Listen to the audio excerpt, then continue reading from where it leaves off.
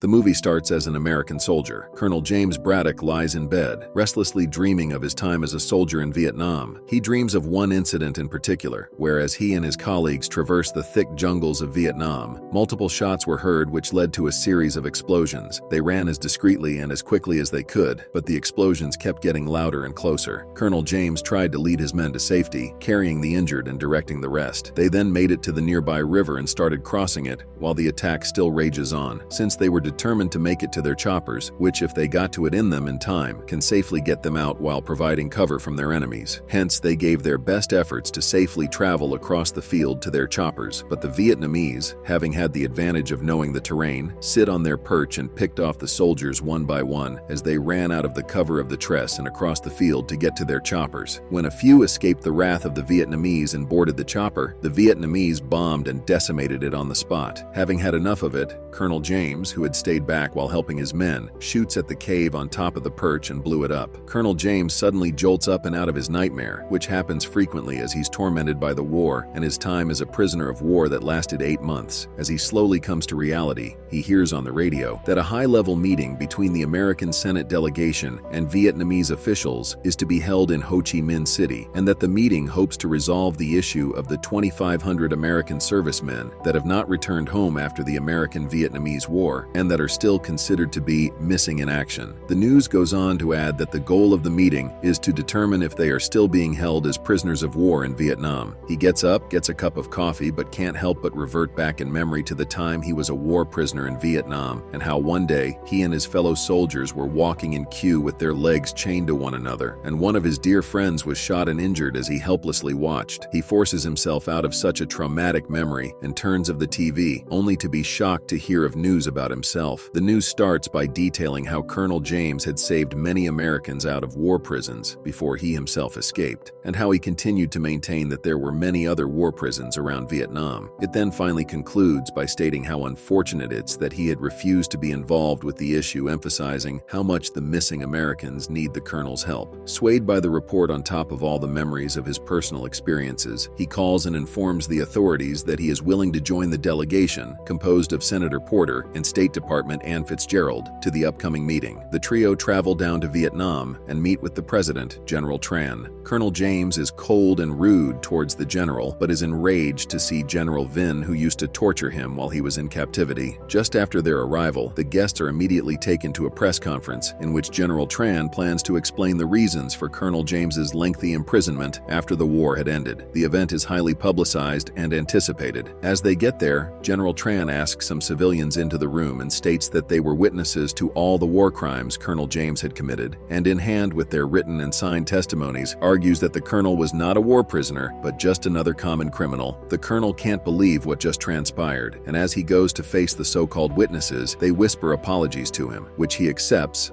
but walks out the meeting anyway. That night, while attending a party organized for the officials at General Tran's house, Colonel James comes across General Vinh, who warns him that he might not be lucky enough to leave the country safely again. Later, Colonel James and Ann leave the party and head for their hotel together as General Tran's people follow them. The colonel then pretends that he's staying the night with Ann, only to throw off the spies and sneak out by jumping out of her terrace, even though she insists he stay put and out of trouble. He then goes back to General Tran's house. The colonel manages to get through the general security by bypassing some of the security while incapacitating the rest. He finally makes it to the general's bedroom and finds him sleeping unassumingly. He sneaks in and asks him where the missing in action Americans are held at knife point. The general hesitates and denies it all at first, but gives him the location. The colonel threatens him not to move for the next several moments and proceeds to leave, but hears the general's gun cocking and turns around to reflexively throw his knife at him and killing him before the general manages to shoot him. He then rushes back out and runs discreetly back to the hotel. A few moments later, General Vinh learns of the incident and rushes over to the hotel hoping to catch Colonel James in a compromising position with regards to the murder, but instead finds the colonel in bed with Ann, seemingly having no knowledge of the situation. General Vinh doesn't trust the colonel and warns him to leave the country as soon as possible or he won't leave at all. The next morning, Colonel James heeds the warning and decides to leave for Bangkok. Ann goes to the airport to see him off, and he confides in her that he's going to Thailand to look for his old army army friend named Jack Tucker to help him with his next move. Then, as he leaves, they kiss, and Anne, who looks sad with their departure, tells him to be careful. Then the colonel flies to Thailand, enters Bangkok, and notices Vietnamese men following him and noting his every move. He gets into a cab and goes to the center of the city to get an apartment while the men trail him all the way and take notes of his residence and leave. The colonel then gets to work immediately by asking around for Jack. He doesn't get any positive leads until he goes to a bar that's at the heart of the obnoxious nightlife of the city. He bribes a couple of people there and finally gets Jack's whereabouts. As Colonel James leaves the bar to find Jack, he hails a cab and gets in only to find out that it's driven by one of the spies. He pretends not to understand the situation and waits until the spy moves toward his gun to choke him from behind and kill him. The colonel then gets off and goes to another bar to find Jack fighting with one of the customers. Colonel James helps his friend fight off the man and gets straight to the point by revealing to Jack that he needs his help to get the American missing in actions out of the war prisons and back home. Jack is supportive and provides him with many connections to people who have rare access to otherwise illegal merchandises like a bulletproof raft, weapons, explosives, and even a military helicopter. The next day, Colonel James returns to his apartment at midday to get a change of clothes. Then out of nowhere, one of General Vin's henchmen jumps out of the closet and tries to attack him. Masking his surprise, the colonel fights him off and throws him off the window, shocking the locals. General Vin, who has followed Colonel James to Bangkok, and his men watch this from across the street and bomb his apartment building, causing mayhem on the street. Colonel James barely escapes the explosion with his life and runs out of the chaos to go look for Jack. Once he finds him, the colonel announces that they must leave for Vietnam right then. Then the duo rush to the loading docks to get to Jack's boat, but are interrupted by a group of General Vin's men. Colonel James has to fight them off while maneuvering their attacks as Jack readies his beloved boat for departure. After a fierce fight, Colonel James overpowers the men and jumps on the boat just in time. Colonel James and Jack set off for Vietnam armed to the teeth with all the illegal merchandise. Meanwhile, General Vin, having taken his men's defeat personally, decides to finish the colonel off himself and follows him on a boat. That night, while Jack sleeps and Colonel James sail, General Vin discreetly jumps aboard Jack's boat and tries to attack the colonel with an axe, but he falls short and is killed by the colonel instead. Jack and Colonel James continue to get off the boat and into the bulletproof raft to continue their journey to the camp general. As they get to Vietnam, they are met by soldiers, and so Colonel James gets off the raft to sneak upon them to attack them, while Jack provides support from the raft. Colonel James gets deeper into the jungle fighting off soldiers from all directions, while Jack stays back on the raft on standby. Then after traveling for a while, the colonel finds the camp he was imprisoned at, which brings back all those memories he tries to suppress. Calming himself down, he discreetly sits back to observe the activities and wait until dark as he meticulously plans his first attack. Just as dark falls, he launches his first surprise attack by blowing up a section of the wall from the inside. This is met by a strong resistance from the Vietnamese soldiers as they shoot in his direction non-stop. The colonel manages to dodge their attack while bombing all the high towers from where the soldiers were shooting at him. An intense battle ensues where almost everything in the camp is blown to pieces. He then uses the explosion as a distraction and goes around shooting the rest of the soldiers in the camp. Then he asks a local man that was hiding nearby, trying to protect himself from the crossfire, and learns that there were indeed Americans held captive in the camp and that they just took them out of the camp few minutes earlier using the main roads. Grateful for the information, he runs back to Jack, who was still waiting in the raft, and joins him to be on their way in the direction of the main road. After sailing for a bit, they see the convoys transporting the Americans and speed their sailing in the same direction with purpose. However, a boat of Vietnamese soldiers on their other side open fire and make it very tough. Jack shoots at the convoys across the water, causing them to crash into the water, while Colonel James handles the boatload of soldiers. After another fierce shootout, Jack and Colonel James seem to come out on top as everything from their opposition goes silent. Then they cautiously go to check on the convoys that are now immersed in the water. To the colonel's utter delight and to Jack's disbelief, they find a confused group of American war prisoners in one of them. Jack and Colonel James get the prisoners out of the convoy, and together they jump on land. Then they get one of the cars working and start their journey to the boat waiting for them on the other side of the river, but are again tracked and followed by convoys full of Vietnamese soldiers. After a bit of a car chase, Colonel James sends his men forward and stays back to plant an explosive while shooting at the Vietnamese enough to cause them a setback, and then rejoins the group. The group runs, navigating the unique terrains of the jungle with one of the war prisoners injured. Then after some time, they get to the other side of river and attempt to get into their boat, but receive heavy fire from every direction through hidden soldiers from the jungle and from a boat full of soldiers. The group keeps running while Colonel James stops to shoot back from time to time. However, they are obviously outnumbered and are basically sitting sitting ducks being at the center of it and taking fire from everywhere. Then the Army helicopter Colonel James contracted shows up and provides some cover, killing the Vietnamese soldiers shooting from the boat. Jack seizes this opportunity and jumps to the boat to use their equipment to shoot at the Vietnamese soldiers in the forest. The helicopter lowers to do the rescuing, and all the Americans, except Jack, get on it safely. Jack stays back and is gutted to see his boat explode. Colonel James travels with the rescued Americans back to the capital and interrupts a press conference led by the new General Young, who's in the process of denying the existence of American war prisoners. The conference room is full of gratitude and admiration for Colonel James as he has successfully accomplished what he had set out to and saved his fellow compatriots.